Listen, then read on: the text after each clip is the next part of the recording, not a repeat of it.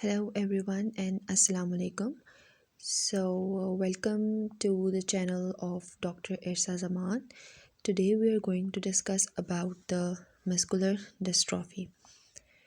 We will be discussing it very shortly, that what is muscular dystrophy, what is its etiology, what are the clinical features, what will be the presentation of the patient, and so on.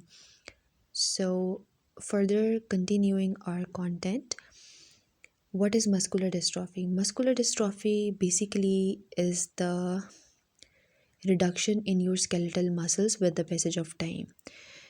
हमारे पास होता ये है कि जो muscular dystrophy होती है, इसके अंदर जो मसल्स होते हैं आपकी बॉडी के, वो वक्त के साथ साथ आहिस्ता आहिस्ता वीक हो जाते हैं.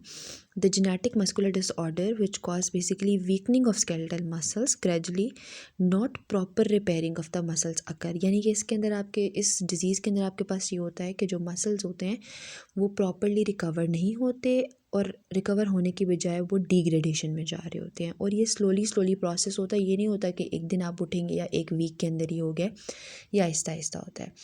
उसके बाद हमारे पास आ जाता है इसकी एटियोलॉजी.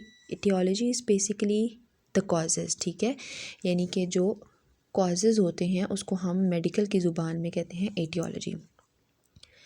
इसका जो मेन कॉज है वो है जेनेटिक म्यूटेशन, यानी कि जो जीन सीक्वेंस है उसके अंदर कोई ना कोई इशू या प्रॉब्लम आई है, तो उसकी वजह से ये हो सकता है. और ये फैमिली में किसी को है तो डेफिनेटली ये फर्दर फ्यूचर में भी होगा. मोस्टली इनहेरिटेड होता है. और इसकी जो म्यूटेशन होती है वो होती है डिस्ट्रॉफिन जीन, यानी कि जब डिस्ट्रॉफिन जीन आपकी बॉडी में एब्सेंट होती है, वीक होती है, तो it will result in muscular dystrophy.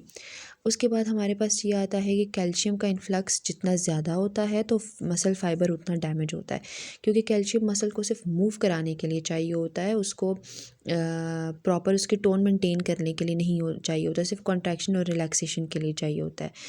इसीलिए क्या है कि कॉन्ट्रैक्शन तो पॉसिबल हो जाती है, लेकिन जो रिलैक्सेशन है वो डिले हो जाती है, जिसकी वजह से मायोटोनिक मसल हो जाता है, यानी कि जो मसल की टोन होती है वो with the passage of time कम हो जाती है. इसके अंदर हमारे पास क्लिनिकल फीचर्स क्या होते हैं आपको देख के पता चल जाता है पेशेंट को, क्योंकि उसका जो मसल होता है उसके एज के अकॉर्डिंग वो बहुत ज़्यादा वीक होता है.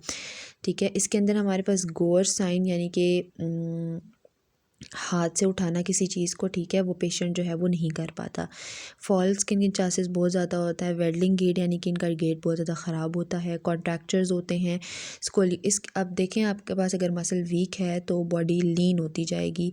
जब लीन होती जाएगी तो वो थोड़ी झुकती भी जाएगी, इसकी वजह से स्कोलियोसिस हो सकता है. जब झुकेगी तो जो चेस्ट है उसके अंदर कंप्रेशन कॉज होगी, और जो साइज़ है चेस्ट का वो कम होगा, तो रेस्पिरेटरी इश्यूज़ हो सकते हैं. इसके अलावा कार्डियोमायोपैथी, इसका मतलब है कि जो जब चेस्ट का जो एरिया है या उसके अंदर कॉन्ट्रैक्शन आ जाएगी, जैसे अगर स्पेस है चेस्ट की, जब वो झुक गया है तो वो ऐसे कॉन्ट्रैक्ट हो गई है, तो हमारे पास हार्ट के ऊपर क्या आएगा, प्रेशर आएगा, जिसकी वजह से आपको कार्डियोमायोपैथीज़ भी जो हैं वो हो सकती हैं.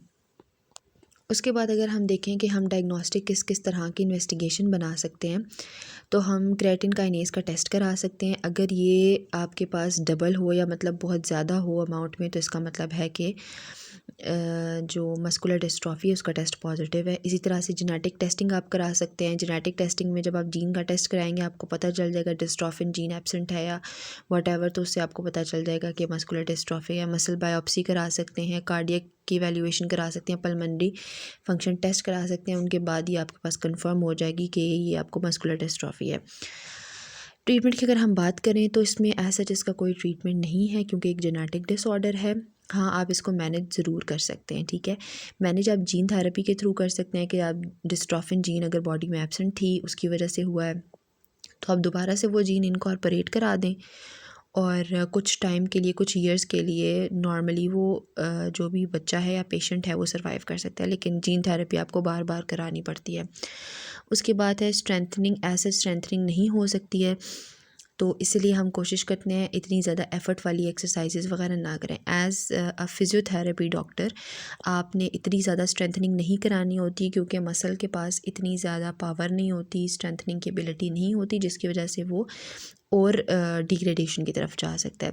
स्ट्रेचिंग आप करा सकते हैं, ठीक है, लाइट वेट आप एक्सरसाइज करवा सकते हैं, मॉडरेट लेवल की करा सकते हैं।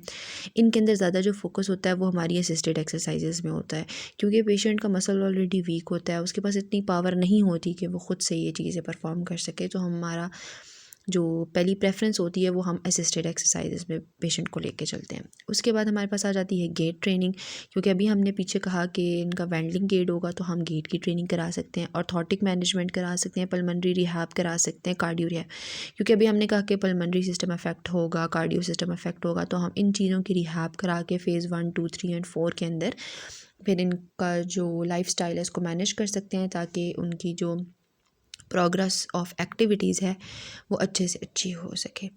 आई hope I made it clear for all of you. अगर आपको वीडियो अच्छी लगी हो तो like, subscribe to the channel and also tell me in the comment section के नेक्स्ट आपको कौन से डिज़ीज़ के ऊपर जो है वो वीडियो चाहिए। I will make sure I will definitely make the video. Thank you so much. Have a great day.